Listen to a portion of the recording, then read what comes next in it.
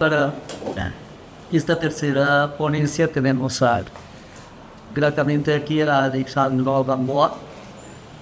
Alejandro es artista plástico, magíster en artes visuales, magíster en estudios culturales y candidato a doctor en estudios artísticos de la Universidad Distrital Francisco José de Caldas.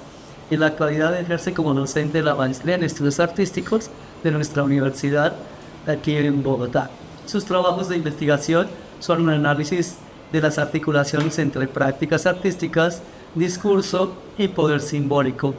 En los últimos años se ha enfocado en el análisis de las múltiples maneras como las prácticas artísticas son usadas como técnica de atención a poblaciones precarizadas. Con el título de la ponencia, Entre lo crítico y lo funcional, articulaciones entre prácticas artísticas e intervención social en el país de la FIRA, le damos la bienvenida a Alejandro. Bienvenido y tienes la palabra, Alejandro. Gracias. No, agradezco de verdad la invitación, agradezco las gestiones realizadas por parte del doctorado, Johanna, el maestro Pedro Pablo, por todas las demás personas del equipo del doctorado para hacer posible este seminario. Como ya decía el maestro, la ponencia se llama Entre lo crítico y lo funcional y es un intento de revisar algunas de las maneras como su nombre lo dice, cómo se ha venido poniendo en práctica a las artes dentro de procesos de intervención social. Hace unos días yo me encontré con esta nota de prensa, es el de la página oficial de la Organización Internacional para las Migraciones, de la ONU, y ahí se reseñan una serie de actividades desarrolladas por un proyecto que se llama Hilando Vidas y Esperanza, que es un programa de la Agencia de los Estados Unidos para el Desarrollo Internacional, o sea, de la USAID, que busca atender personas sobrevivientes del conflicto armado. ¿Por qué la traigo? Porque varias cosas me llaman la atención. Primero, el título, Arte para la Sanación Comunitaria. Sí. ¿Cómo el arte aporta a la sanación comunitaria? ¿Qué es la sanación comunitaria? ¿Cuáles son los procesos sociohistóricos que permiten que en la actualidad se reconozca que las artes tienen un papel en el proceso de atención a poblaciones victimizadas?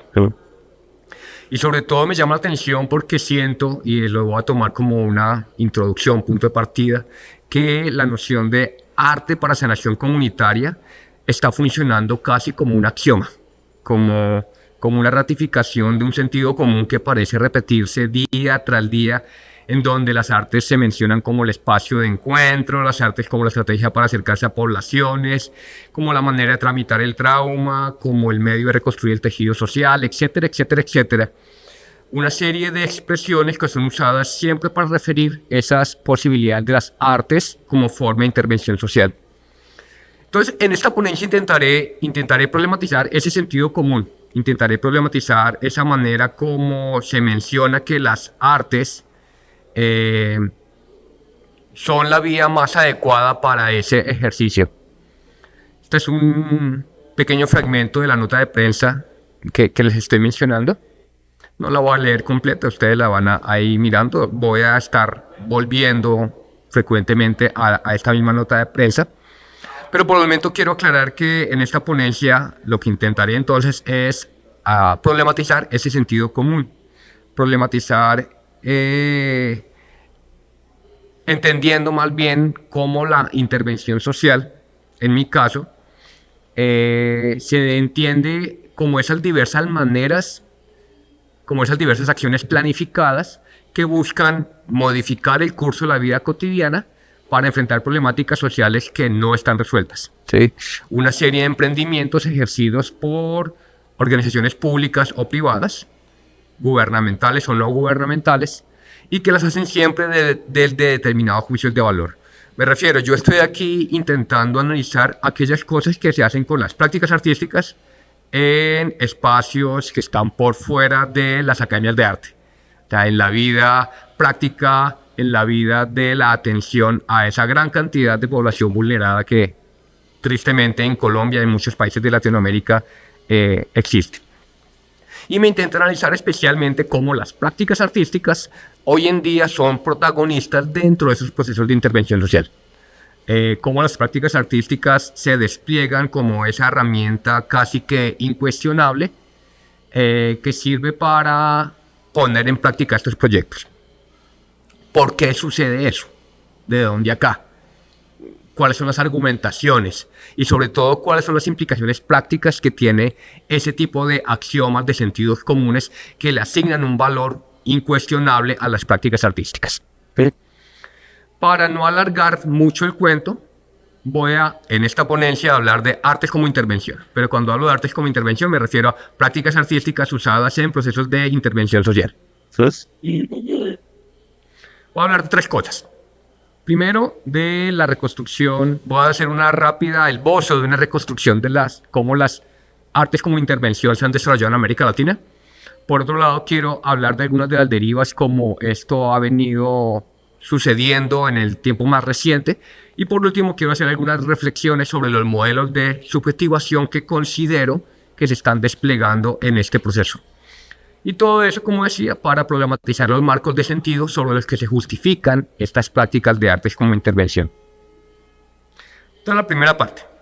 Las artes como intervención en América Latina. La mayor parte de las reconstrucciones que hablan sobre el arte como intervención reiteran en tres elementos básicos, en tres vectores que se van entrecruzando y que casi siempre se vuelven casi que indefinibles entre sí. Por un lado, todas las apuestas filantrópicas que desde la década del 30 del siglo pasado se vienen ejerciendo en Europa para atender a poblaciones que han sido afectadas por conflictos bélicos. Punto de partida casi siempre se ubica las acciones realizadas en el marco de la Guerra Civil Española y del proceso entre guerras, en donde las prácticas artísticas empezaron a ser fundamental para atención a niñez y a diferentes poblaciones que estaban en los espacios de concentración principalmente. En la otra fuente... Sí.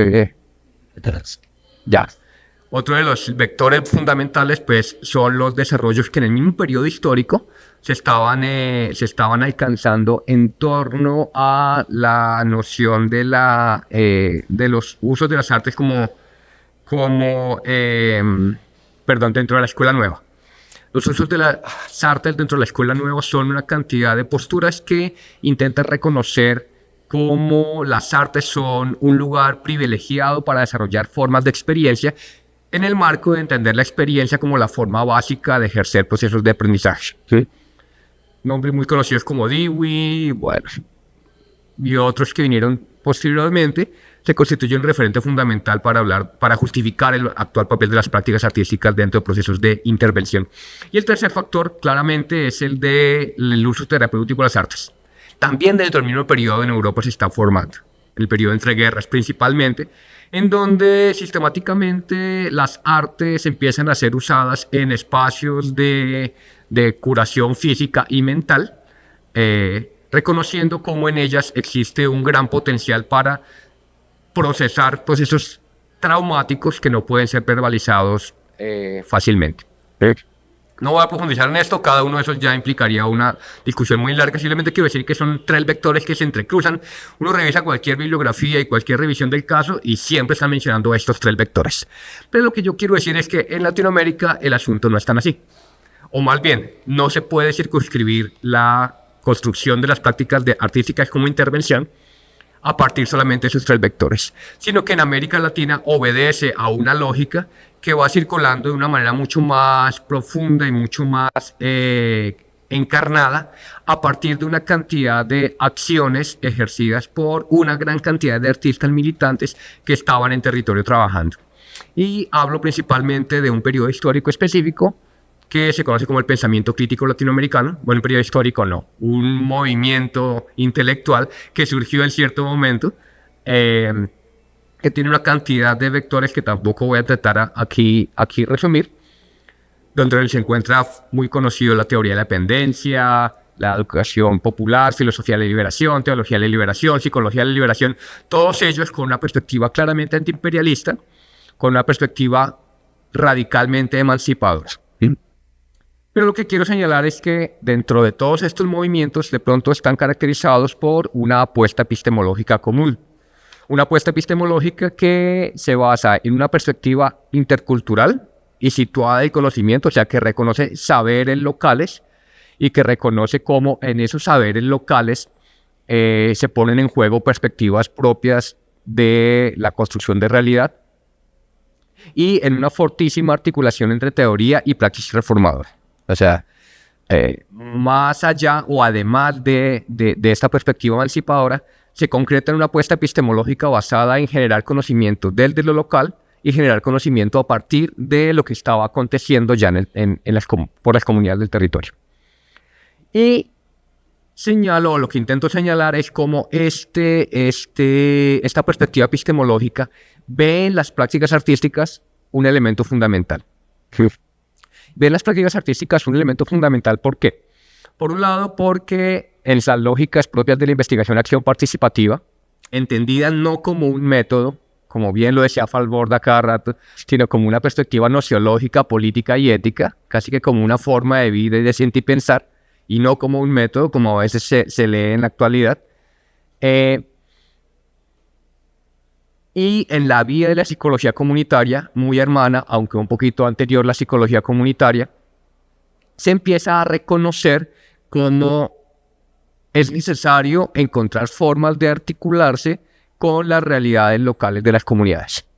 Es necesario encontrar formas de vincularse al tejido sensible cotidiano desde el cual están construyéndose como comunidad.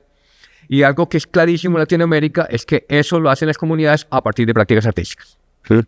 Digo Latinoamérica, no estoy diciendo que en otros lados no, sino porque este es mi lugar de estudio.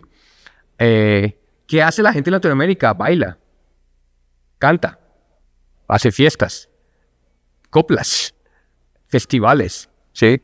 Y esos eventos, esas prácticas culturales, prácticas artísticas, se constituyen en un elemento fundamental con la cual construyen su noción de comunidad. Entonces, por ende, las formas de investigación-acción participativa en esta apuesta epistemológica necesariamente tuvieron que prestar atención a las prácticas artísticas que se estaban desarrollando. Y eso se ve reforzado en los desarrollos de la psicología comunitaria, principalmente en la manera como en Latinoamérica se acuñó la noción de lo psicosocial, que difiere en buena medida de la noción de psicosocial trabajada actualmente. Ahorita trataré de mencionar un poquito eso, en la medida que lo psicosocial se entiende como la inestabilidad tan grande que hay entre lo que inicialmente se consideraba o lo que tradicionalmente se considera como lo social, entendido como lo colectivo, y lo personal, entendido como lo subjetivo. Entonces, lo que dice el enfoque psicosocial es que esa frontera es falsa, que esa frontera no tiene ningún sentido y que en realidad todos los procesos sociales acontecen de la misma acción del individuo y la acción del individuo necesariamente se desarrolla en el marco de procesos sociales. Entonces, el enfoque psicosocial es aquel que piensa en la transformación del contexto y el individuo, sin poder separarse una de la otra. Y esa es la perspectiva que se desarrolla en América Latina muy fuertemente desde la década del 50. Entonces, dado que las prácticas artísticas son un componente básico de estas formas de relacionalidad colectiva, posiblemente no pueden ejercerse procesos de IAP ni procesos con enfoque psicosocial si no se tiene en cuenta la dimensión estética de la existencia. No hubo de otra. Si uno revisa los archivos, que es lo que estoy empezando a hacer, todos los archivos empiezan a hablar de prácticas artísticas, ¿sí? O sea, uno ve trabajos de Falborda, uno ve trabajos de toda esta gente, trabajos históricos, y en realidad siempre están haciendo fotos, haciendo obras de teatro y participando en festivales. Les tocaba, porque si se querían vincular las comunidades no tenían otra manera. Lo que pasa es que se veía como un elemento casi que subsidiario. Y por todo esto, entonces, se reconocieron cómo las prácticas artísticas eran una manera importantísima, fundamental para construir esa narrativa vinculante como comunidad, ese nosotros comunitario, que les permitía, desde la perspectiva transformadora, emancipadora de este movimiento, pues hacer que la gente permitir, fomentar que la gente tomara conciencia de sus propias necesidades y de las demandas colectivas. Y esto se ve reflejado, acelero aquí un poquito porque si no me demora mucho, en otras prácticas producidas en el marco del pensamiento crítico latinoamericano, como la educación popular, teatro del oprimido y estética del oprimido. Bueno, todo esto en el mismo espectro de la educación popular. ¿Y por qué menciono la educación popular? Porque la educación popular entendió que las artes tenían una potencia subjetivadora muy fuerte, como decía, una capacidad de construir esa narrativa vinculante, pero también una capacidad didáctica, porque a partir de las prácticas artísticas se podían fomentar los ejercicios de autorreconocimiento y de diálogo de saberes intercultural sobre las cuales se sustentaba. Pero, de la mano de la perspectiva de la educación popular, vienen lógicas ya más extraídas directamente, o ya más cercanas directamente a las prácticas artísticas, como la que se refiere al teatro del oprimido, muy hermanada hasta geográficamente, en las cuales se retoman y se sistematizan una cantidad de prácticas escénicas propias de las comunidades, se les da un marco de sentido, se organizan, se estructuran y se convierten en una herramienta didáctica para que las comunidades asuman ese proceso de subjetivación y de autorreconocimiento. Paso muy rápido porque estoy viendo mi reloj ya avanzar. Y relacionado con eso también viene la idea de las arte-educación.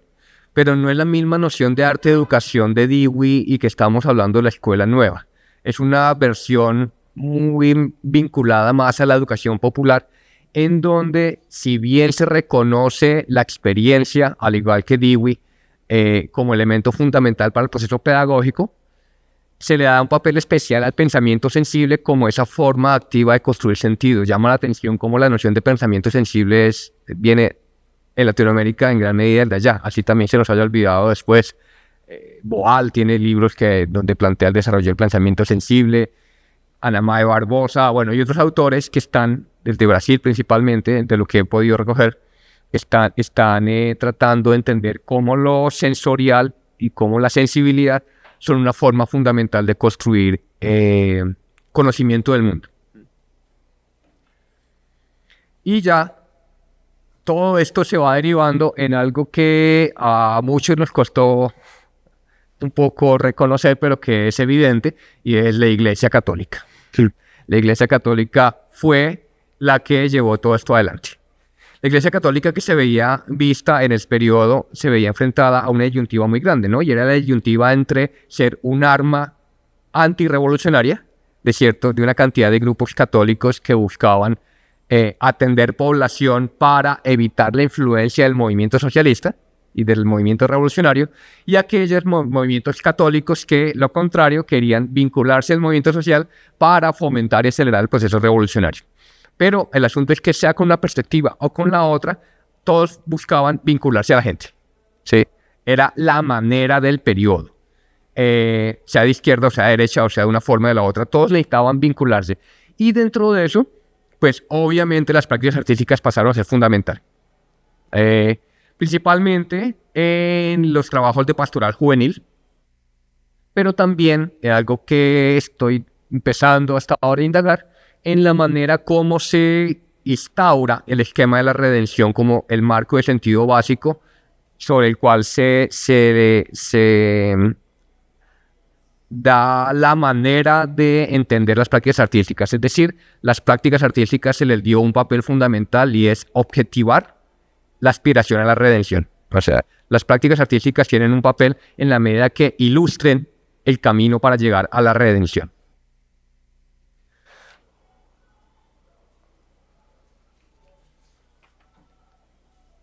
Y por esa vía siento que en Latinoamérica existe una presencia muy fuerte de las prácticas artísticas, de las artes como intervención, que, como decía, si bien retoma elementos de las tres grandes vertientes que mencionaba hace un rato a nivel occidental, pero que en América Latina adquiere un papel especial en este periodo. Ahora quisiera hablar rápidamente de esas derivas actuales, como las artes son usadas como intervención, y es algo que yo denomino el giro terapéutico. Yo denomino, pero en conversación con otros colegas, que giro terapéutico. ¿El giro terapéutico a qué me refiero? Ya vamos por allá. Y miremos nuevamente la nota de prensa de la OIM con la que empecé. Siempre se menciona, y esto lo tomo nada más como un ejemplo, la idea de la sanación, la idea de la salud. Siempre es una herramienta de sanación que busca mejorar la salud, que busca sanar, que busca la resiliencia comunitaria. Se están usando permanentemente en nuestra habla cotidiana, en toda la jerga institucionalizada en torno a la intervención, términos referidos a la salud, a la sanación. ¿Por qué esto? ¿De cuándo acá? O sea, ahora es visto como algo connatural al fenómeno, pero no siempre ha sido así. Y no es una identidad natural, ontológica, sino que es una construcción retórica que ha venido aconteciendo. ¿Qué es lo que se plantea o qué es lo que planteo como giro terapéutico? Son todos aquellos procesos en que las retóricas y las técnicas, ambas cosas, extraídas de las terapias de curación, devienen el marco de sentido para la intervención social. Es decir, lo terapéutico se empieza a mostrar como el lugar o como la manera como deben operar las artes. Asumiendo que lo terapéutico es neutral, que lo terapéutico lo que posibilita que haya consenso, pues por ser neutral no hay controversia al respecto. Todos estamos de acuerdo y todos nos podemos articular en torno a lo terapéutico, supuestamente. Y esto ha implicado una serie de transformaciones desde mi punto de vista respecto a la manera como estaba tratando de señalar yo el esquema anterior de artes como intervención. Y lo planteo en varios ejes. Por un lado, de esa perspectiva psicosocial que planteaba yo, que intentaba resumir hace un momento, se pasa a la técnica psicosocial. Yo considero que hay una diferencia fundamental entre la perspectiva psicosocial y la técnica psicosocial, en la medida que en la actualidad se denomina psicosocial a cualquier cosa. Tanto en Latinoamérica como en España, principalmente en el mundo hispanohablante y en Colombia, es claro, el término psicosocial se usa para todo. Y no menciona nada. Diferentes estudios lo ratifican, pero básicamente lo psicosocial se volvió un adjetivo completamente acomodaticio, completamente elástico, que sirve para justificar cualquier tipo de acción. Entonces, el equipo psicosocial, el enfoque psicosocial, la lógica psicosocial, un adjetivo que se ha expandido a tal punto que aglutina una cantidad bastante polivalente, disímil, de nociones. Y que parece referir simplemente a aquellos lugares o aquellas prácticas que se preocupan por la gente. Pero no es claro definir qué es eso o cómo se concreta, ¿sí? Cómo se materializa, se ha venido difundiendo. Y hay gente que le da un cuerpo muy sólido, pero también hay muchas veces que se usa de una manera completamente laxa. Este otro ejemplo que me encanta poner ejemplos bajados de internet. No, es que uno puede hacer un curso de intervención social, ¿no? Y se paga poquito. Hay unos que se pagan poquito, 213,000 pesos, está más o menos barato. Hay otros que de otra universidad que quiero mucho porque soy egresado, pero que es muy gomela, o sea, los Andes, que vale como 3 millones de pesos, pero es el mismo curso más o menos, ¿sí? Algunos un poquito más profundos, otros más amplios, pero fíjese que en casi todos ellos se empieza a reiterar cierta lógica que es problemática, y es que lo psicosocial son técnicas que usted puede aprender, ¿sí? Y lo psicosocial son técnicas que alguien sabe y lo aplica en sectores donde la gente pobre lo necesita, ¿sí? O sea, se profundiza un carácter vertical y un carácter de técnica a aprender, o sea, de habilidades que yo despliego a unos objetos pasivos, que son las personas victimizadas. Creo, por otro lado, que hay una sobreexpansión del empleo terapéutico de las artes. Esto que empezó en los trabajos de la Cruz Roja Británica en la década del 30, mencionaba yo hace un rato, del uso terapéutico, se ha expandido, es claro que se ha expandido, se ha sobreexpandido a un amplísimo acervo de prácticas que no hacen parte de procesos terapéuticos, que es lo paradójico del asunto. El arte terapia, entendido como parte de procesos terapéuticos, tiene una eficiencia, una eficacia comprobada dentro de procesos de sanación, pero procesos terapéuticos de sanación. ¿Sí? Pero en la actualidad se nos ha olvidado un poquito el asunto y se ha expandido hasta el punto de mencionar una amplísima cantidad de actividades que los individuos ejercen como un camino de autodescubrimiento, como un camino de transformación de sí mismo. Yo puedo hacer mandalas para llamar la abundancia, yo puedo conseguir los libritos para hacer arte terapia en casa, hay prácticas individualizadas de arte para sanar, y todo el mundo, independientemente que no tenga ningún tipo de formación o de interés en los procesos psicológicos o psiquiátricos, se asume con la capacidad de asumir procesos de arte terapia. Esa sobreexpansión implica también una atemperación de sus propuestas, tanto técnicas como de sus apuestas epistemológicas. Y por otro lado, de la mano de eso, pero en Colombia con un énfasis especial, existe una difusión del discurso del trauma. La noción de trauma se ha convertido en el esquema básico para poder o para dar sentido a las maneras como asumimos conflictivamente nuestra realidad, y se ha asumido que las artes tienen un papel fundamental porque permiten tramitar el trauma.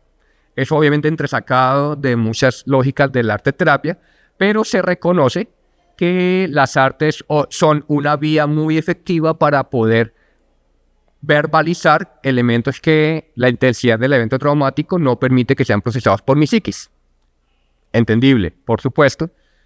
Y se asume que por esa vía existe una necesaria politización, o sea que las artes son la manera para tramitar el trauma y permitir que la gente deje de ser víctima. En un proceso que también se vuelve un poco mecánico y un poco obvio.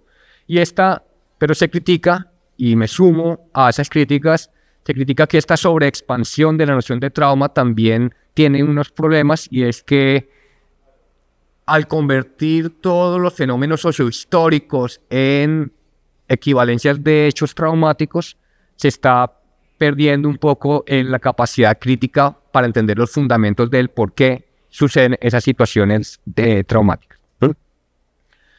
En resumen, entonces, lo que estoy tratando de decir es que el giro terapéutico, entendido como ese arraigo, como ese auge de las técnicas psicosociales, como esa sobreexpansión de la arteterapia y como esa difusión del discurso del trauma, todo ese giro terapéutico hace que lo artístico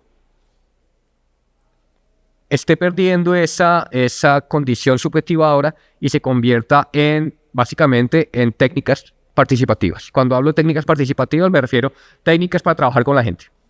Técnicas para trabajar con la gente que buscan que las personas puedan poner en palabras más fácilmente cosas que no pueden poner en palabras. Pero técnicas participativas que desde antes y después ya son trabajadas por las ciencias sociales, sino que se ha hecho como un tránsito discursivo en donde ahora ya no decimos técnicas participativas, sino hablamos prácticas artísticas. Vuelvo al mismo ejemplo con el que empecé de la OIM, y esa organización hace uso del arte japonés del kintsugi, ¿sí? Y en todos lados están ahorita usando kintsugi. Estamos usando kintsugi. ¿Qué es el kintsugi? Ustedes han visto, es esta técnica de unir pedazos de cerámica que ha sido rota, ¿sí? Y unirla todos los conocemos, ¿cierto? Y unirlo con los hilos de oro, bueno, de oro no, pintados con polvito de oro, que es una manera se nos dice, o es como la leyenda urbana, de resaltar las heridas y darle un nuevo valor a objetos que se daban por perdidos, ¿sí? Eso está perfecto, no cuestiono el papel ni la belleza del kintsugi, o sea, excelente, y excelente su uso. Lo que estoy tratando de señalar es que, bueno, por una vía que no voy a profundizar hoy, por tiempo obviamente, cómo estas técnicas o estas lógicas devienen por antonomasia en la reparación. En términos discursivos, o sea, por alguna cabriola teórica, kintsugi es una forma de reparación con víctimas, ¿sí? ¿Cuál es esa forma de reparación? Lo digo ¿por qué? Pues porque aquí estamos hablando de la página de la OIM que lo está mencionando. Y lo hace una asociación, la Corporación Progresar, se me olvidó el nombre en este momento, que con dineros de la USAID y de la OIM hacen una serie de actividades dentro de las que se incluyen una serie de prácticas, o bueno, están especializados, se puede decir, en prácticas de atención a población victimizada en Colombia, ¿sí? Y uno de los elementos fundamentales que tienen es la aplicación de las prácticas artísticas, dentro de las que se destaca el kintsugi. ¿Qué es lo que me llama la atención de Kintsugi en este caso? Les dan materas, las rompen a propósito, las pegan con colbón y así sana la gente, ¿sí? O sea, la gente sana por el hecho de unir las materas, que son baratas porque no puede ser porcelana porque sale caro, obviamente, ¿sí? Las unen con colbón y después las pintan por encima. El polvo de oro no es tan asequible, ustedes entenderán. Y ahí ya estamos ejerciendo procesos de sanación. ¿What? ¿Qué pasó ahí? ¿Sí? O sea, ¿de dónde acá esa vaciamiento de sentido que tiene todo esto para convertirlo en una técnica? Y además, en mi amada universidad nuevamente, la misma fundación, Progresar, es la encargada de dictar un curso que lo pueden tomar, todavía están abiertos los cupos, abre el otro año, el 2025, sobre Kintsugi, el arte de iluminar nuestras facturas, ¿sí? El Kintsugi como una forma de sanar individualmente también, pero se hace pagando $1.000.000 en el curso de los Andes. De todo lo que estoy diciendo es, el giro terapéutico implica una reificación de lo terapéutico, que es algo que me preocupa bastante, o que considero que es bastante significativo. ¿Qué quiero decir con eso? Que las técnicas artísticas se han convertido en un sustituto de los procesos sociales de subjetivación y sanación. Es decir, como si la técnica en sí fuera el proceso sanador, olvidándonos que el proceso de sanación ocurre y acontece en medio de procesos sociales, y yo diría sociales y comunitarios. Y entonces lo que yo considero que estamos viendo es una cadena de equivalencias entre prácticas artísticas y de sanación, como los sociodramas, los mapas del cuerpo, las bibliografías visuales, los constructores de memoria que están tan de moda y que lo respeto mucho, asumiendo como si ellos en sí mismos fueran sanadores. Y a tal punto esto ha crecido que se convierte en casi que por antonomasia en la forma de sanación y reparación. Como que si yo hago un costurero, sano. Y para sanar hay que ser un costurero. ¿Por qué? Bueno, hay que seguir investigando y en eso estoy. Por último eje, que ya me pasé del tiempo. Modelos de subjetivación desplegados en las artes como intervención. ¿Qué se despliega en todo esto? Volviendo al mismo ejemplo. Hay una equivalencia básica o una retomar básico entre sanar y resiliencia. Sanar, resiliencia. Busquen lo que quieran, van a encontrar esas dos palabras. Sanar y resiliencia. ¿Sí? ¿Qué es lo que creo yo? Aquí lo que estamos poniendo en juego son procesos de subjetivación política. Mientras que en las prácticas artísticas producidas en Latinoamérica, en el marco del pensamiento crítico latinoamericano, se exploraban las prácticas artísticas por su capacidad de subjetivadora, por su capacidad de impulsar procesos de subjetivación política. Es decir, esa capacidad de mediar entre el contexto del individuo y propiciar formas de que el individuo tomara conciencia de su contexto y pensara las formas colectivas de transformarlo, dejando de pensar solamente como individuo, pensándose como comunidad, la subjetivación política, se pasa a un modelo de la resiliencia, ¿sí? Modelo de resiliencia, entendiendo la resiliencia como esa capacidad de sobreponerse a las situaciones adversas, noción que es completamente válida de la psicología, por supuesto, pero que se hace de un uso expandido, en donde ahora la resiliencia se usa como la manera para referir a un necesario proceso para enfrentarse a las situaciones dificultosas. Entonces, como que ahora las prácticas artísticas deben buscar la resiliencia. Fíjense que ese es el sentido común que hay en casi todo esto. Hay que ser resilientes. Tenemos que defender nuestra resiliencia. Tenemos que fortalecer nuestra resiliencia. Yo me sumo a críticas que ha hecho, por ejemplo, Diego Fusaro, el filósofo italiano, donde dicen, ojo, porque la noción ideológica de resiliencia, no la psicológica, que es cuando uno tiene que sobreponerse a hechos insolucionables como el duelo, las tragedias naturales, la muerte, etc. Pero hay momentos en donde se traspasa como categoría ideológica, en donde no se usa para valorar hechos imposibles de transformar, sino para valorar situaciones que son propias del contexto sociopolítico, como no tener trabajo, como ser pobre, como que no consigo empleo digno, como que me echaron de la empresa, etcétera, etcétera, ¿sí? Pero resulta que hay una diferencia muy grande entre los hechos irresolubles, de la vida, como la muerte, y los hechos del contexto social, como el desempleo. Porque el desempleo sí se puede cambiar, ¿sí? Y la pobreza sí se puede evitar. Yo no tengo que adaptarme a ella, yo tengo que luchar contra ella, ¿sí? Y entonces, convertir la resiliencia como ideología, nos dice Diego Fusaro, es una manera de agotar el sentido crítico, agotar la perspectiva transformadora e invitar a la adaptación a las situaciones de precariedad, más que a la transformación de las situaciones de precariedad. O sea, tiene una función claramente adaptativa. Y por esa vía, asume Fusaro también en cierta medida, pero yo trato de profundizar, la resiliencia se convierte en una tecnología del yo. Una tecnología del yo, es decir, una acción como desde ciertas lógicas de gubernamentalidad se enseña a los sujetos a asumir un lugar determinado para adaptarse, en este caso, adaptarse a las formas de precariedad social. ¿Qué estoy queriendo decir?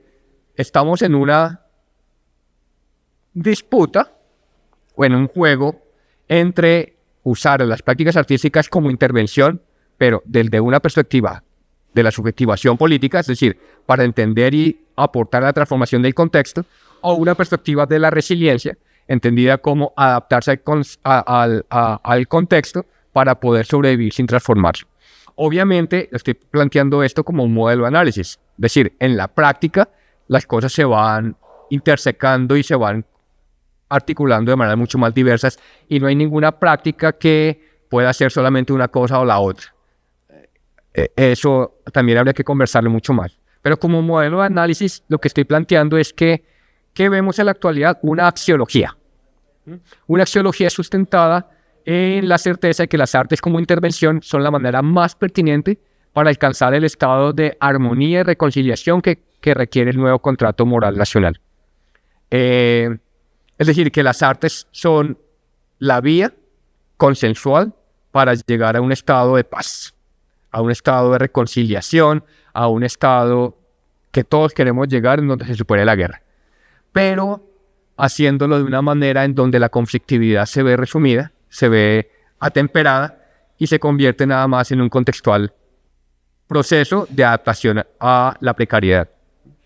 Una retórica que hace de las prácticas artísticas un recurso didáctico moralizante, una serie de procedimientos que, amparados en la muy buena voluntad, lo digo en serio, parecen estar promoviendo respuestas afectivas necesarias para la creación de sujetos funcionales a las actuales formas de gubernamentalidad. Esto Sonia Vargas, en diálogo con ella, en buena parte de las investigaciones con la doctora Sonia Vargas, se ha venido construyendo esto.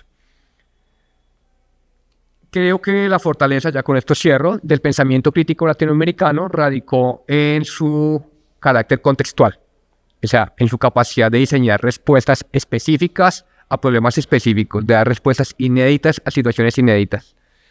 Con eso, ¿qué quiero decir? Que de ninguna manera creo yo que la solución sea repetir lo que hicieron en la década del 60 y 70. O sea, creo que toda lógica nostálgica y de retorno al pasado es sumamente lesiva.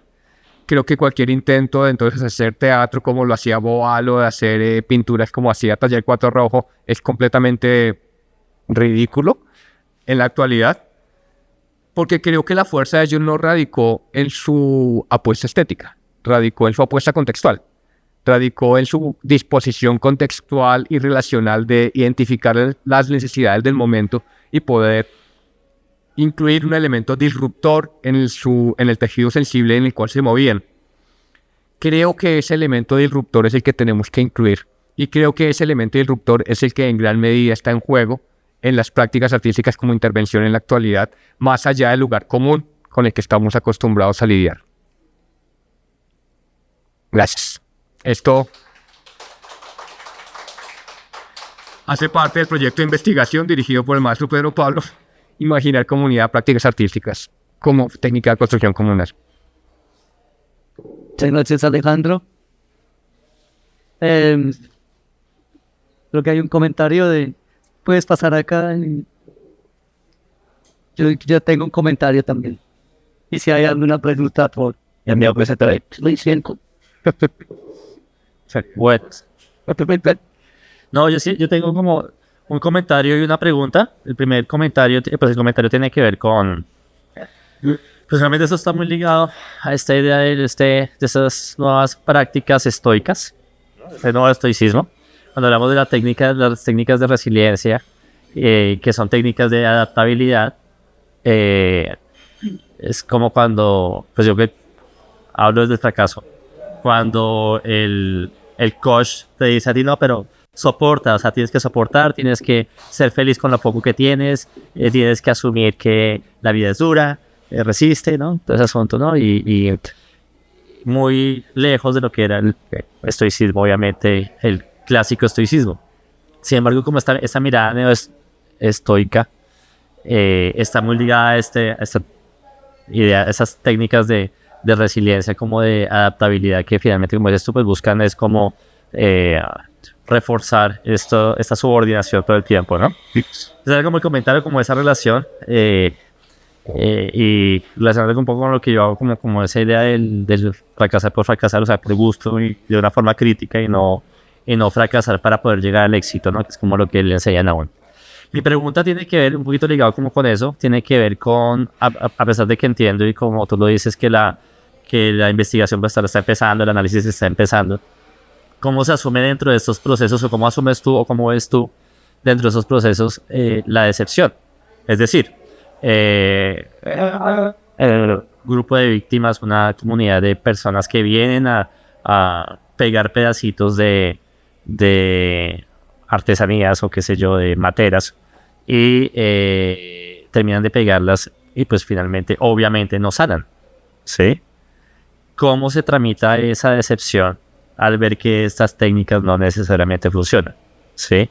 Y que pues hay un desperdicio, hay como una ergonomía, una pérdida de energía y de tiempo y de recursos y de dinero y de voluntades y que están relacionadas con una decepción frente a algo que realmente no funciona. ¿Tú cómo ves eso? Sí, lo primero, claro, todo el neosticismo está metido aquí en esto, completamente de acuerdo. Y sí, ya respecto a la segunda parte, y es un fenómeno, creo, bastante complejo y que muchas veces se nos escapa y que en ciertos momentos a mí también se me estaba escapando. Y es entender que la efectividad de las prácticas de sanación, primero es una efectividad necesariamente performativa. O es performativa o no es. ¿Eso qué implica? Que más que el hecho de pegar una materia, que evidentemente no sirve para muy poco, muchas veces sí acontecen procesos de sanación, pero en la medida en que se reiteran, se enuncian y se reiteran, y se reitera la enunciación de diferentes acciones encaminadas a encontrar las vías para continuar la vida. Poniendo en términos muy vulgares, no porque se cosa una materia, pero tal vez porque se une la materia sumado a esta otra actividad, sumada a esta otra, sumadas a este otro sentimiento, sí están pasando a veces, algunas situaciones. Y cuando digo a veces, me refiero porque esa continuidad es un asunto esporádico. Tristemente, en la realidad en la amplia población victimizada que hay en Colombia, muchas veces la atención y la sanación es completamente episódica, ¿sí? Entonces uno ve claramente, y es indudable, procesos de sanación muy sistemáticos y muy profundos, pero en sectores, en comunidades, en personas que han podido mantener un trabajo a partir de prácticas artísticas y a partir de procesos sociopolíticos de diferente índole, o sea, de conversar, de sentarse, de reunir, de compartir cosas, y han logrado convertirse en sujetos políticos, transformarse en sujetos sociales y hacer procesos de sanación. Pero fíjense que es una sanación que es claramente performativa y que acontece por la articulación de diferentes acciones, no por la práctica sensible artística en sí y menos episódica. Y segundo, por otro lado, porque hay que ver esto como una negociación. Me refiero, hay que entender, y no lo quiero poner, lo voy a poner en términos un poco cínicos, pero espero no sonar insensible, ¿sí? Todo esto es una negociación también. ¿Sí? Es decir, yo me dejo tomar la foto y yo lleno la planilla porque el dispositivo humanitario funciona con la foto y la planilla de asistencia, porque me dan mi refrigerio, y me dan mi kit, y me dan cosas. O sea, es un proceso de negociación, que es otro eje de lo que estoy trabajando, siempre es un proceso de negociación en donde a mí se me da algo y yo doy algo, ¿sí? Generalmente a mí se me da un kit, se me da un apoyo, o a veces se me da un reconocimiento, se me da una voz pública. ¿Y yo qué te doy? Yo te doy la foto, yo te doy mi firma para que tú puedas ir a seguir pidiendo a los gringos, que es otra vía que aquí no mencioné, a ciertas formas de lavar la cara al imperialismo, diríamos en mi época. Yo te doy mi firma para que tú puedas ir allá a seguir tramitando y necesito firmar que ya sané. Si quieres yo firmo que ya sané, ¿sí? No hay lío. Pero no por una cuestión de ingenuidad o porque las personas victimizadas sean brutas, sino porque es una negociación en donde, ves, si a mí me dan visibilidad, si vienen a mi tierra y algo me dan, si me han tenido olvidado y si es una disputa política porque venga cualquier político o cualquier persona, pero vinieron por fin, pues hagamos el juego y miremos a ver qué sacamos todos aquí un poquito. Entonces es un proceso un poco más complejo, mucho más performático, los procesos de sanación. Sí. Tenemos un libro corto. ¿Sí? Entonces, guay. Cuarto. Entonces sí tenemos un minuto para un comentario. Es que, digamos, la perspectiva crítica que muestra Alejandro es una manera de sanación que se está institucionalizando y que tiene una historia como de institucionalización que hace un diagnóstico y por decirlo así, de la enfermedad y por lo tanto coloca el remedio, ¿no? Y podríamos decirlo desde una perspectiva decolonial que la enfermedad es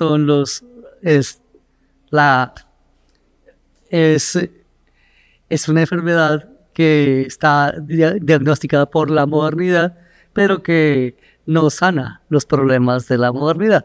Es decir, lo que hace es volver a las subjetividades, adaptarlas para que se adapten a seguir dentro del sistema colonial mismo de la modernidad. Es decir, así como la psicoanálisis te reintegra a la cultura, que es la que produjo el problema del que tú te saliste cuando adquiriste la enfermedad mental, te reintegra a la cultura, te normaliza otra vez. Estas prácticas de sanación también te vuelven a integrar es decir, a no cuestionar la causa de la enfermedad, del problema. Sí, entonces, a todo esto, este análisis tan interesante, me imagino que la segunda parte, o en otro momento, va a ser ¿qué es la sanación decolonial? Es decir, no es lo mismo, porque esta es la sanación colonial, ¿sí? Al problema colonial, y es la propuesta de la colonialidad. Yo diría lo que entiende la colonialidad por sanación, y es todo esto, ¿no? Entonces te integra a la política, y te musealiza, y te responde dentro de sus propios términos, ¿no? Entonces el siguiente capítulo, es decir, sería pensar qué es la herida colonial. Siempre lo hemos dicho, ¿no? Es decir, la herida colonial es otra. Es ontológica y es mucho más profundo que sanar de la resiliencia y de todo esto, de la arteterapia. Es decir, la arteterapia no sana la herida colonial. Es decir, ¿por qué? Porque no sabe qué es la colonialidad y qué es la herida colonial. Entonces, la tarea que nos queda por pensar y en este seminario y en los que vendrán es si entendemos bien qué es la herida colonial y qué es la sanación decolonial. Digamos, en Argentina hay un grupo de psicoanalistas decoloniales que están pensando esto, ¿no? Es decir, más allá del psicoanálisis, si el psicoanálisis puede pensar en la sanación decolonial, es decir, no en la cura psicoanalítica, sino desde más allá del psicoanálisis, la sanación decolonial. ¿Qué tipo de problema es el del sujeto contemporáneo, no el sujeto moderno que enferma de esquizofrenia y de todos los problemas del psicoanálisis, sino la cura decolonial? ¿Qué es? Y entonces, si entendemos qué es el problema de la enfermedad, de la herida colonial, como bien también lo planteaba Benvenuto, ¿no? Ahí quería unir a Benvenuto, porque él siempre ha planteado que el arte, como él lo entiende, no es como arte-terapia, sino dice, en Sutujil, el arte y la medicina son lo mismo, y las dos son comanel, y las dos significan sanar, pero él no lo entiende el arte para sanar como terapia, sino dice para sanar la herida colonial, dice Benvenuto. Y como todo un poco las prácticas de Benvenuto, podríamos leerlas, si él nos permite, o leerlas mal quizá como procesos de sanación de la herida colonial, ¿no? Que son de la historia, de la memoria, del ser no considerado como sujeto, de no ser considerado como persona, es decir, de la herida colonial profunda que es ontológica, ética, epistémica y política, como la muestra Benvenuto. Entonces, a mí me parece que toda esa cantidad de prácticas son de la sanación, sí, pero sería interesante conocer más prácticas, si existen prácticas artísticas que apunten no solamente a la sanación, sino a un proceso de sanación decolonial, ¿no? Entonces, pero tendrían que partir de un diagnóstico distinto de qué están buscando sanar, si no, pues son dolorán para una cosa que no, para algo que no duele. No sé qué opinas. Brevemente, sí, opino que estoy de acuerdo, por supuesto. Creo que es necesario siempre estar atentos, atentas a participar en estos procesos de disputa por los significados, sin duda. Y creo que es necesario politizar los significantes muchas veces, o repolitizar los significantes. A una misma palabra pueden tener diferentes sentidos. Y el ejemplo que el maestro pone, obviamente, es fundamental, el de la idea de sanación. Hay diferentes maneras de entender sanación. No es la primera vez. Pensemos en el ejemplo, en el marco que yo trataba de poner del pensamiento crítico latinoamericano, lo que hizo el cristianismo de la liberación. ¿Sí? No solamente la teología de la liberación, sino el cristianismo de la liberación, como diría Lobby. Ellos cambiaron el pecado por el capitalismo. ¿Sí? O más bien, el principal pecado es el capitalismo, porque para ellos la enfermedad, en este caso, o para ellos el pecado no radicaba en una acción individual, sino en un proceso social, ¿sí? Al igual que la sanación no es solamente una sanación individual, sino es una transformación, la participación en procesos de transformación social. Para ellos el pecado no era lo malo que sea yo, sino el cristianismo de la liberación empezaba a pensar el pecado como la exclusión y el capitalismo, ¿sí? Entonces, luchar contra el pecado no era ser buena persona, luchar contra el pecado era luchar contra el capitalismo, ¿sí? Y luchar con las formas de exclusión capitalista. Entonces, por eso, la teología de la liberación pensaba la redención, pero no pensaba la redención como voy a llegar al reino de los cielos, sino la redención como voy a superar las condiciones que produce de precarización que produce el capitalismo, ¿sí? Entonces, fíjense que estamos hablando del mismo término de pecado y redención en ese entonces, que sirvió para que el cristianismo de la liberación tuviese sentido y se sustentara en una base poblacional muy fuerte que había, católica, y ejerciera procesos de politización. Tal vez es necesario pensarse en la actualidad, sí. No quiero decir que sea lo mismo, no sé, pero es un proceso parecido, ¿sí? Que sea la única manera, también habrá que discutirlo, pero evidentemente es una manera el pensar, repolitizar o disputar la politización del concepto de la sanación, para que no sea solamente esa sanación individual, sino que sea la sanación de procesos sociales. Y en ese sentido creo que sí, es importante participar en esa disputa, por supuesto. Claro.